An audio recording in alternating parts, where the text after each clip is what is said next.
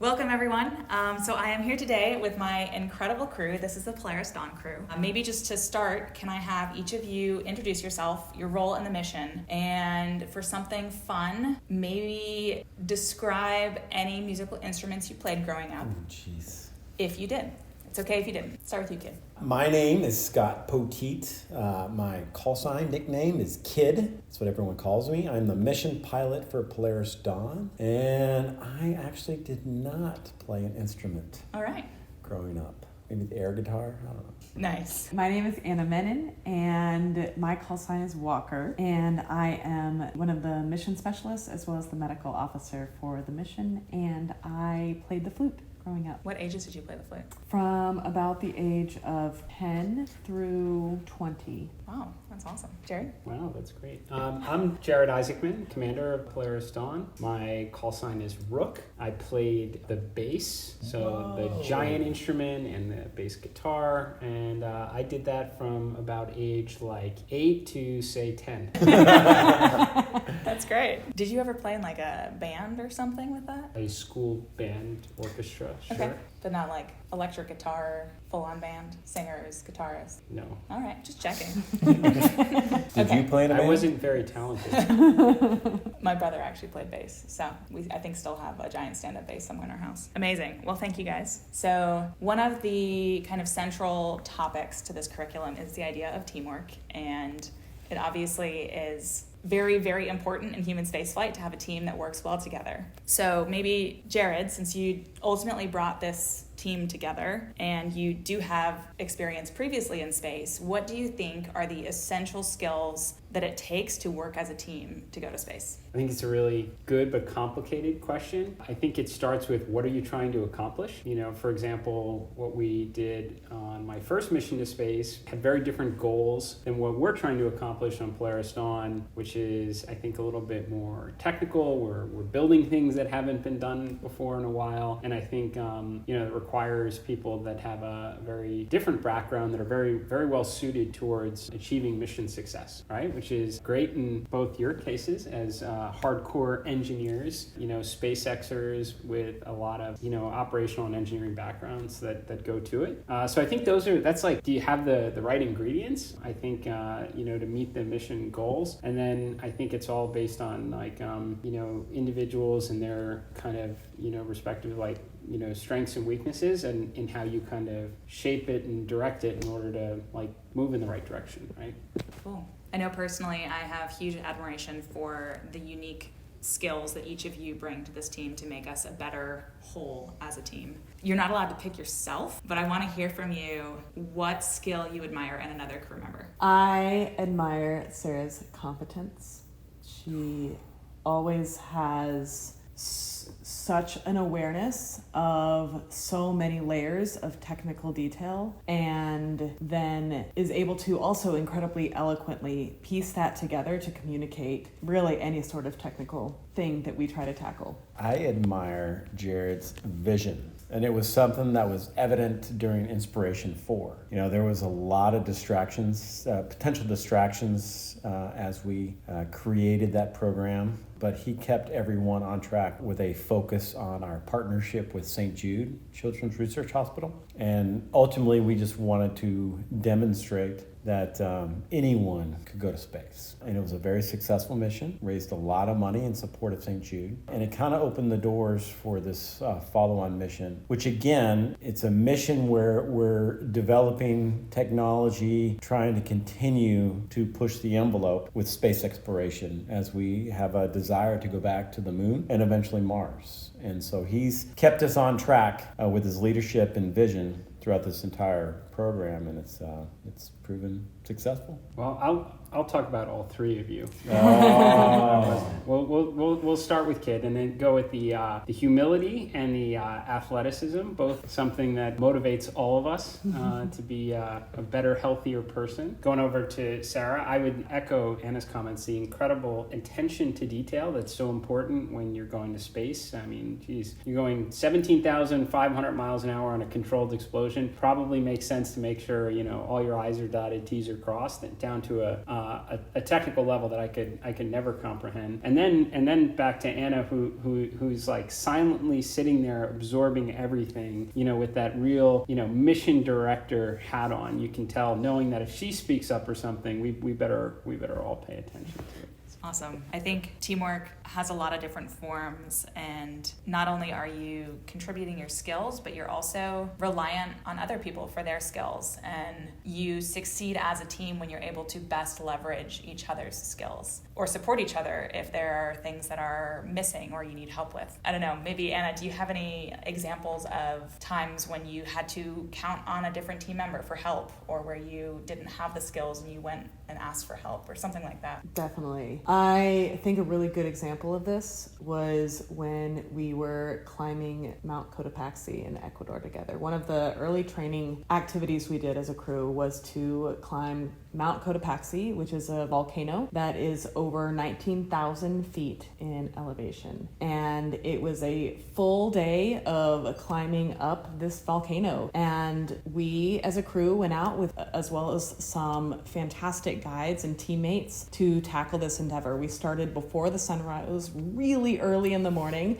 We were carrying heavy packs, and we had a lot of gear on because the mountain was snowy and icy and required all sorts of different gear to help us get up there safely. There were several moments that really stand out to me about this experience. At one point, it was still before dawn, and we were in rope teams, and Kid and I were on a team with another guide, and Jared and Sarah were on a team with another guide. And we were all just climbing, and it was really long and methodical, and you just had to keep putting one foot in front of the other. And I remember there were multiple moments where people were cheering each other on. I would hear Sarah call up, "You guys are doing great, keep going," and then Kid would call back, you keep going, you can do it, you're doing so well." And it was just this really beautiful example of support and teamwork in kind of a really tough time, and when we were all already tired and struggling up this mountain, finding ways to really support each other. And then I think another moment from that whole journey up the mountain that does stand out to me was a moment near the top where I was really struggling, and I was on that rope team, and it was a really, really steep part, and I was feeling nervous. And I remember there was a comment that was made from another group that made me really question whether I could make it to the top of the mountain. And I remember Kid looked back at me and he said, "Anna, you got this." And he gave me the confidence in that moment to keep going and to believe in myself and to believe that we could make it up there as a team. And because of that moment, we kept going and made it to the top. I feel like there are so many moments where your belief in yourself might falter, but because of the people in your team around you,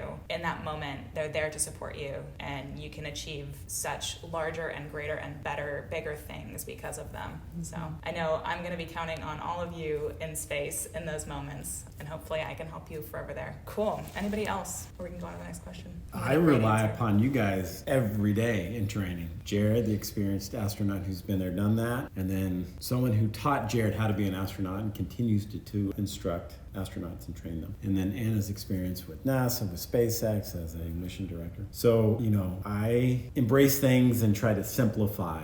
And I also learn through experiential events versus kind of an academic setting. I need to apply those skill sets in an environment where I can learn. And we do a lot of that in the simulators. So that's, where I rely upon you guys to kind of pull me along, because you're able to break things down and simplify it at my level, at kids' level. And you're patient. You guys are on a completely different level when it comes to understanding the systems and the avionics and all the reasons why we do certain things. And so I appreciate, all the guidance and instruction that you provide me, and being patient in the process. I simply echo those comments. I mean, you two, being engineers working there, understand the systems and the procedures better than we could ever imagine. I mean, if we have a power failure and they get out the matrix, we're gonna have total awareness of what's going on without question. So I equally lean on both of of you for your immense expertise. That's great. Well, hopefully we don't let you guys down. So I think one of the cool parts about my path is started in music and ended up switching at some point to study engineering. But I think what I just want to highlight for kids is there are so many possibilities that exist in the world for things you can do. And something like music could take you in any different direction. And I'm curious if you guys have hobbies from earlier in your life that have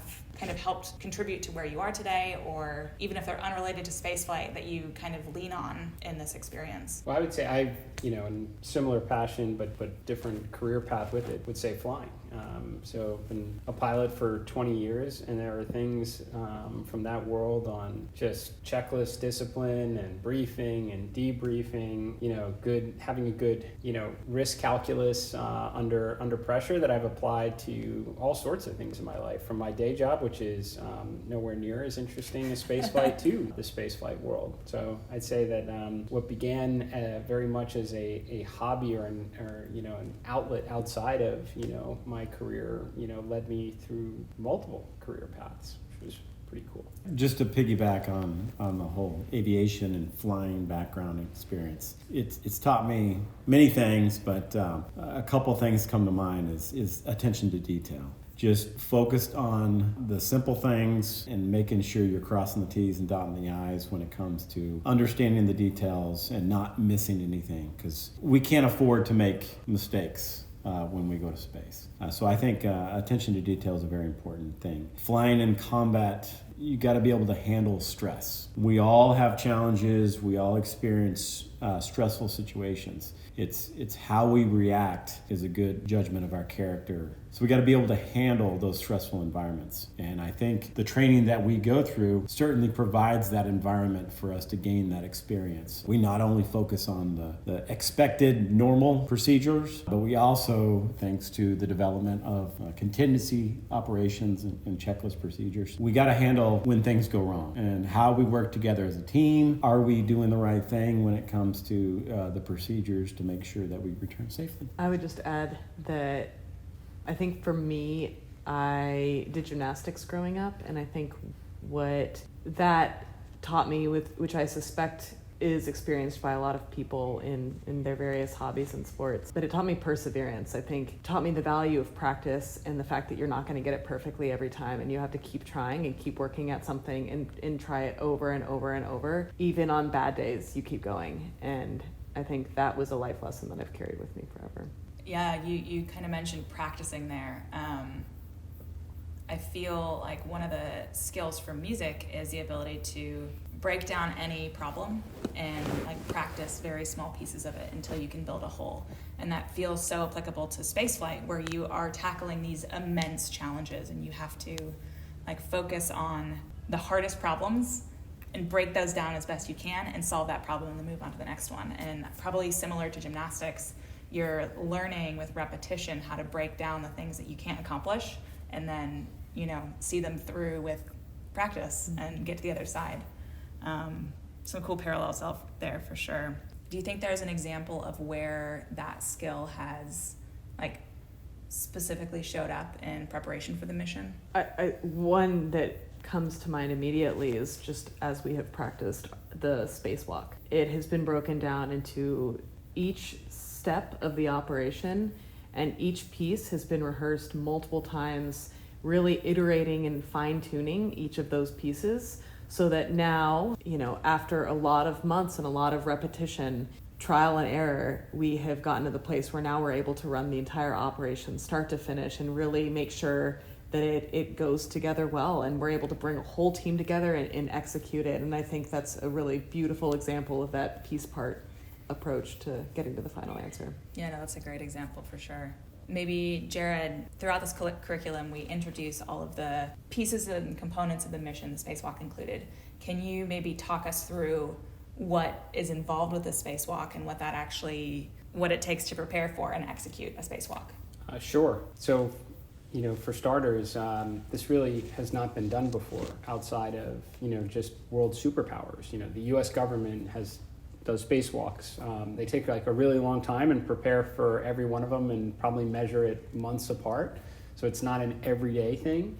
the Russian government, does spacewalks. The Chinese government, does spacewalks. But like, there's a lot of space out there, and people are going to want to be able to explore it. And hopefully we have people back on the moon someday soon, and eventually Mars. And you're going to get outside your spaceship, and you're going to want to explore or construct things or repair things, for example. And that means the expertise to be able to operate in that domain has to be acquired outside of just those handful of governments. So that's why it's such an important objective for Polaris Dawn. We don't have any satellites to repair or do this extensive project outside the vehicle. What we have to do is we have to vent the entire vehicle down to vacuum. We have to climb outside. We've got to learn an awful lot about a brand new spacesuit to see where its strengths and weaknesses are. And then we come back inside and we come home and we relay all that feedback so they can make the suits better and make them lower cost so that someday thousands of people can wear them someday. And as you know, it's been quite a journey for us. We started with a suit that looked like the Marshmallow Man, and it didn't move a whole lot. It wasn't very practical, to something now that's pretty impressive. And that's thanks to a lot of really smart people at SpaceX and all the time you've contributed, in the suit, and a lot of operations, going over it over and over again. Practice makes perfect until we go up and we do it for the real thing in space.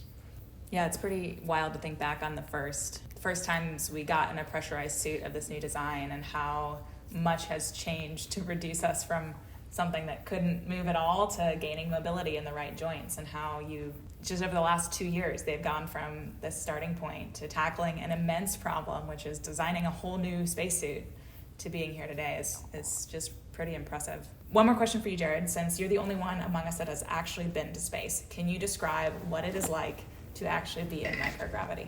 I think the best way to describe it is hanging upside down from your bed. So I think most of us have done that as children, right? Yeah. Okay, cool. Yeah, it feels just like that. That blood rushing to your brain, and you're like, I can't take it anymore, so I'm done. This was fun, except it just keeps going for a couple days. But it's really not that bad. You get used to it rather quickly, and in a lot of ways, that's kind of what's happening.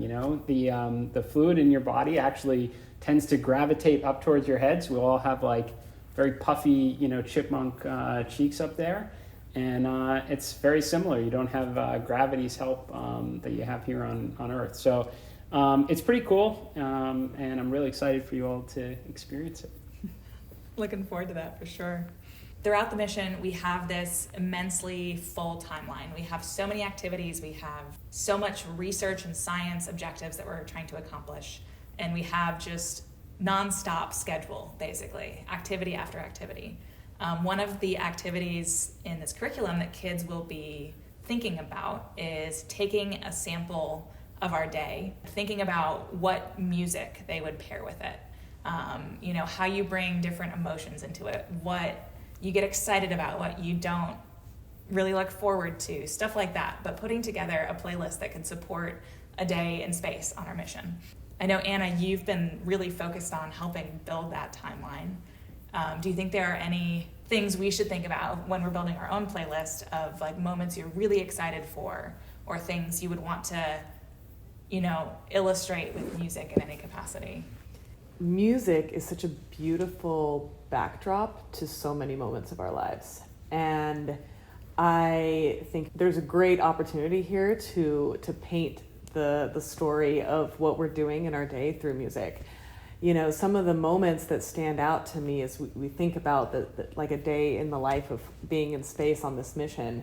There's certainly waking up, and just like the joy of getting to wake up and see our beautiful Earth out the window and float around and get ready for your day. And then there's a lot of work that we have to do when we're up there, and we're going to be very busy. And so one big piece of that is the research that we're going to do. So I imagine, us all hard at work trying to get data for researchers and doing different experiments on each other and individually. And so music that would help, paint the picture of that hard work that's going on, and the ability to stay focused and make sure that you're collecting all the data you want. And then, there's some really happy moments like kind of sprinkled in throughout the day. There's moments where we will get to talk to our families back on Earth, for example, and I will read a book to my kids and some of the brave kids of St. Jude Children's Research Hospital. And so, thinking about the connection that happens from space to Earth and that how we can link in that far distance. And then just one last moment that stands out to me in a day in space is preparing for our spacewalk. We'll all be paying, speaking of paying really close attention to detail, getting our spacesuits really ready to go perform this really intense operation. And so we'll be very carefully and methodically looking over them and making sure that everything is ready to go out into the vacuum of space. I feel like we'll probably need some good pump-up music at Yes, that point. I agree. Awesome. Well, I think that is all the questions I have. Thank you guys so much for sitting down with me today. And I'm very excited to go to space with you all.